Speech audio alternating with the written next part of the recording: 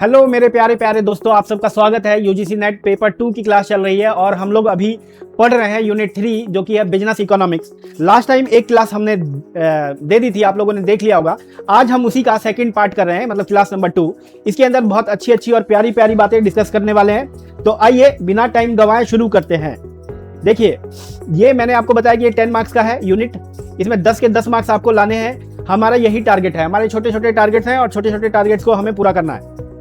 शुरू करते हैं इंट्रोडक्शन से। इंट्रोडक्शन में कुछ भी नहीं है, छोटी छोटी और मोटी मोटी बातें हैं, वो आप खुद भी पढ़ लोगे तो आपको समझ में आ जाएगा। तो सर क्या ये हमें खुद ही पढ़ना पड़ेगा? नहीं बेटा, मैं आपको पढ़ा दूंगा, बट आप फिर भी इसको नजर मार लेना एक बार, आपको समझ में आ जाएगा। इसमें सबसे पहले है भाई स्टडी ऑब्जेक्टिव। ऑब्जेक्टिव्स को हम क्यों स्टडी करें भाई? हमारे को क्या जरूरत आगे? पहले ही स्टडी मटेरियल इतना सारा पड़ा हुआ है, हम वो स्टडी ना करें जो स्टडी को ऑब्जेक्टिव को स्टडी करें। तो इसकी नीड क्या है मैं आपको बता देता हूं कि जैसे हर फॉर्म का अपना अलग अलग ऑब्जेक्टिव होता है। ऐसा क्यों है? क्योंकि उनका साइज अलग है, ठीक है, उनका स्ट्रक्चर अलग है। कोई मोनोपोली है, कोई ओलिगोपोली है, कोई प्रोप्राइटरशिप है। तो यही सारी बातें, मोटी मोटी बातें कही गई हैं। तो इसको आप एक बार खुद से पढ़ लोगे, कुछ भी इसमें इंपॉर्टेंट ज्यादा नहीं है। Second topic, second concept number 2। Concept number 2 क्या है? देखो, कॉन्सेप्ट नंबर 2 है प्रॉफिट मैक्सिमाइजेशन।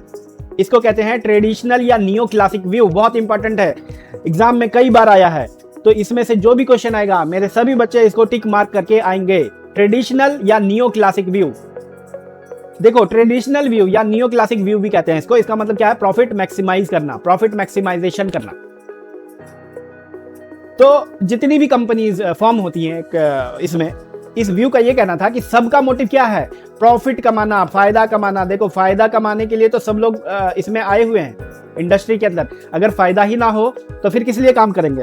फ्री में तो काम नहीं करेंगे। तो ऑब्वियसली सबका मोटिव क्या है? प्रॉफिट को ज्यादा से ज्यादा करना, ज्यादा प्रॉफिट बनाना। तो ये व्यू वही चीज तो कहता है, ये तो हम पहले से ही जानते हैं कि सबका व्यू प्रॉफिट मैक्सिमाइजेशन। बस इसको किसी इकोनॉमिस्ट ने अपनी बुक में लिख दिया, तो उसी को कह दिया हमने ट्रेडिशनल या फिर नियो क्लासिक व्यू। इसके अंदर क्या करते हैं? हम प्रॉफिट को मैक्सिमाइज करते हैं। This is central assumption in classical economic theory.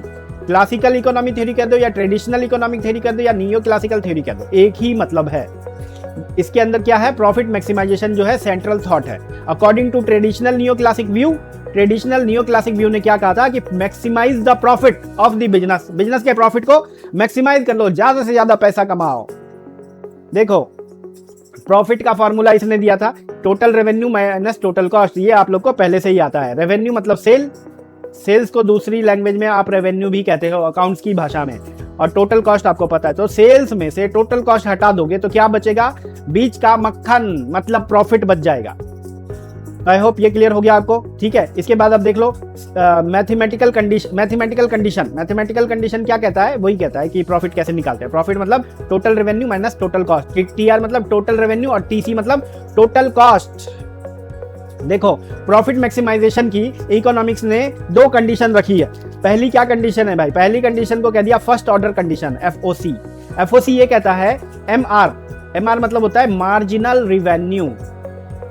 Marginal revenue, जहां भी वर्ड मार्जिनल आ जाएगा आप क्या समझोगे? एडिशनल की बात हो रही है, एक्स्ट्रा की बात हो रही है। तो मार्जिनल रेवेन्यू का मतलब हो गया एक्स्ट्रा सेल। और मार्जिनल एमसी मतलब होता है मार्जिनल कॉस्ट। मार्जिनल कॉस्ट, तो मार्जिनल कॉस्ट का मतलब हो गया एक्स्ट्रा कॉस्ट। मतलब आपका जो प्रॉफिट मैक्सिमाइजेशन की कंडीशन क्या है, वो इस पॉइंट पे आपकी प्रॉफिट मैक्सिमाइज रहेगी। मार्जिनल रेवेन्यू जब मार्जिनल कॉस्ट के बराबर होगा। सर हमें समझ नहीं आया, आप थोड़ा इसको एग्जाम्पल के सहायता से समझाइए। लो, बच्चों की भारी डिमांड के आगे मास्टर जी हार गए और बच्चों के लिए ले आए एक एग्जाम्पल।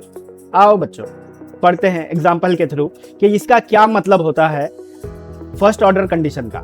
मान लो कि मैंने एक बर्गर की दुकान खोली, मतलब मैं बर्गर बनाने लग गया और बर्गर बेचने लग गया। अब इस बर्गर की दुकान में एक बर्गर जो बनाने में कॉस्ट आती है, मतलब कि कॉस्टिंग एक बर्गर की है 140 रुपए। एक बर्गर बन के 140 रुपए में तैयार होता है, वही मैं इसको बेच देता हूं, मतलब सेल है 200 रुपए। तो बच्चे बताएंगे मुझे कमेंट में कि क्या मुझे बर्गर बना के बेचना चाहिए? जी हाँ, बिल्कुल बेचना चाहिए, क्योंकि यहां पे प्रॉफिट कितना आ रहा है? 60 रुपए। क्लियर? सेकंड पॉइंट ले लो, अगर बर्गर बनाने की कॉस्ट जो है वो 180 रुपए है, मतलब मुझे बर्गर अब 180 रुपए में बनता है, और वहीं सेल कितने की है, 200 की। तो सभी बच्चे मुझे कमेंट करके बताएंगे क्या बर्गर मुझे बनाना चाहिए। जी हाँ, बर्गर मुझे बनाना चाहिए, क्योंकि अभी भी प्रॉफिट कितने का है, 20 रुपए का। अब मेरे को तीसरी कंडीशन पे आप लोग आंसर करोगे, मेरे को कॉस्टिंग जो है वो 200 आप पढ़ने लग गई, और बर्गर बेचता कितने में हूं, वो भी 200 में। तो क्या मुझे अब बर्गर बनाना चाहिए? नहीं जी नहीं, क्योंकि अब प्रॉफिट हो गया 0। तो ये हमारी बाउंड्री लाइन है, इसके ऊपर नहीं जाना चाहिए। मतलब आप चाहो तो यहां तक भी जा सकते हो, हालांकि ये बाउंड्री लाइन है, इससे पहले ही रहना चाहिए। लेकिन अगर आप इससे ऊपर जाओ, मतलब मैं चेंज कर देता हूं कंडीशन, देखो इससे ऊपर भी चले जाते हैं हम लोग। कॉस्टिंग है 220 रुपए और सेल प्राइस है 200। क्या मुझे बर्गर बनाना चाहिए? नहीं। क्यों? क्योंकि अब नुकसान हो जाएगा, 20 रुपए का लॉस हो जाएगा। मतलब मैं कस्टमर को बर्गर भी दूंगा और साथ में जेब से कस्टमर को 20 रुपए भी दूंगा कि लो साहब इस 20 रुपए को भी रखो। तो ऐसा काम नहीं करना है। हमें कहां तक बर्गर बना सकते हैं? मैक्स टू मैक्स यहां तक, यहां पर कॉस्ट और रेवेन्यू सेम है, मतलब एडिशनल कॉस्ट, मार्जिनल रेवेन्यू और मार्जिनल कॉस्टिंग सेम है, वहां तक तो जा सकते हैं हम, वहां तक जा सकते हैं। मतलब ये बाउंड्री लाइन है, इसका मतलब ये बिल्कुल नहीं है कि यहां तक जाना है, ये बाउंड्री लाइन है। इससे पहले ही रहो, इससे पीछे ही रहो तो सही है, बाउंड्री से पीछे रहो। लेकिन अगर बाउंड्री क्रॉस कर दिया ना आपने, तो आपको हो जाएगा लॉस, जैसे कि मैंने दिखाया था। तो इसलिए आपका प्रॉफिट मैक्सिमाइजेशन का जो थ्योरी है वो ये कहती है कि जो मार्जिनल रेवेन्यू है वो मार्जिनल कॉस्ट के बराबर होगा। यहीं तक आपका प्रॉफिट मैक्सिमाइज हो सकता है, इससे ऊपर जाओगे तो प्रॉफिट मैक्सिमाइज नहीं हो सकता है। तो क्वेश्चन कई बार आता है कि प्रॉफिट मैक्सिमाइजेशन की जो फर्स्ट ऑर्डर कंडीशन है FOC वो क्या है, तो आप क्या लिखोगे, ये है फर्स्ट ऑर्डर कंडीशन कि मार्जिनल रेवेन्यू मार्जिनल कॉस्ट के बराबर तक हो सकती है, इससे ऊपर नहीं हो सकती। तो अगर मैं पूछूं कि बताओ मार्जिनल रेवेन्यू कम है मार्जिनल कॉस्ट से, तो क्या हमें प्रॉफिट होगा? नहीं जी, यहां पे लॉस होगा। मार्जिनल रेवेन्यू हो गया आपका 200 का और मार्जिनल कॉस्ट हमारे पिज्जा वाले एग्जांपल में 220 रुपए का, तो हमें लॉस हो गया कितने का, 20 रुपए का। तो ऐसे में हमें प्रोडक्शन नहीं करना है, हमें प्रोडक्शन को बिल्कुल रोक देना है। आई होप आपको ये वाला कॉन्सेप्ट क्लियर हो गया होगा। हाँ सर, हमें अब ये कॉन्सेप्ट क्लियर हो गया है, आगे पढ़ाइए। आ जाओ नेक्स्ट कॉन्सेप्ट पढ़ते हैं फिर, सेकेंड ऑर्डर कॉन्सेप्ट। सर अब ये क्या आ गया बेटा, ये तो फर्स्ट ऑर्डर कॉन्सेप्ट था FOC, अब हम लोग पढ़ेंगे सेकेंड ऑर्डर कॉन्सेप्ट। हाँ जी सर, हमको ये भी पढ़ा दो। ठीक है, आओ शुरू करते हैं। Second order concept, second order concept क्या कहता है? सेकेंड ऑर्डर कॉन्सेप्ट ये तो फर्स्ट ऑर्डर कॉन्सेप्ट क्या बता रहा था कि कॉस्टिंग मतलब मार्जिनल रेवेन्यू और मार्जिनल कॉस्ट बराबर हो तो यहां तक आप काम कर सकते हो, मतलब प्रॉफिट मैक्सिमाइज कर सकते हो। इससे पहले ही रहना पड़ेगा हालांकि, लेकिन एक शर्त और डाल दी इसने। क्या शर्त डाल दी कि जो मार्जिनल रेवेन्यू है इसका जो एक कर्व बनेगा, अगर इसको ग्राफ पे हम प्रेजेंट करेंगे तो मार्जिनल रेवेन्यू का एक कर्व बनेगा। मान लो ऐसा, ये बन गया मार्जिनल रेवेन्यू का कर्व। बोल रहा है मार्जिनल रेवेन्यू के कर्व को मार्जिनल कॉस्ट का कर्व नीचे से काटना चाहिए, ऊपर से नहीं काटना चाहिए। ये जो कटेगा, इसको दोनों को इंटरसेक्ट करेगा, ये नीचे से काटते हुए जाना चाहिए। और जहां पे ये काटेगा यही तो मैक्सिमम पॉइंट होगा। मतलब यहाँ पे ये काट रहा है, इसका मतलब MRMC इक्वल है, और ये नीचे से काटना चाहिए। मतलब दो कंडीशन दे दी, नीचे से क्यों काटना चाहिए। आइए मैं इसको भी आपको समझाता हूँ। जैसे हमारा पिज्जा वाला एग्जांपल था, उसमें पहली कंडीशन क्या थी कि हमारा जो सेल है वो तो है 200 का, और रेवेन्यू कॉस्टिंग कितनी है, कॉस्टिंग है हमारी 140 की, मतलब कॉस्टिंग कम है, सेल्स ज्यादा है, तभी तो प्रॉफिट हुआ था 60 रुपए का।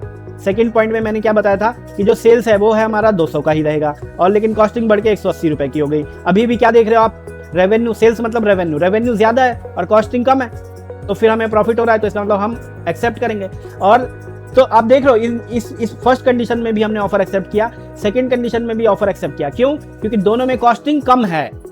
तो जो कर्व है देखो, ये मार्जिनल रेवेन्यू का कर्व ऊपर है, ऊपर का मतलब ये ज्यादा है, रेवेन्यू ज्यादा है। हमारे फर्स्ट कंडीशन में भी रेवेन्यू ज्यादा है, सेकंड कंडीशन में भी रेवेन्यू ज्यादा है। तो रेवेन्यू ज्यादा है और कॉस्ट कम है, कम होगा तो ये इससे नीचे होगा, तो ये इससे नीचे, इसका मतलब कॉस्टिंग मार्जिनल कॉस्ट कम है। तो ये कंडीशन पूरी होनी चाहिए, मतलब मार्जिनल कॉस्ट कम होना चाहिए मार्जिनल रेवेन्यू से, तभी तो इसका कर्व जो बनेगा वो नीचे से काटेगा।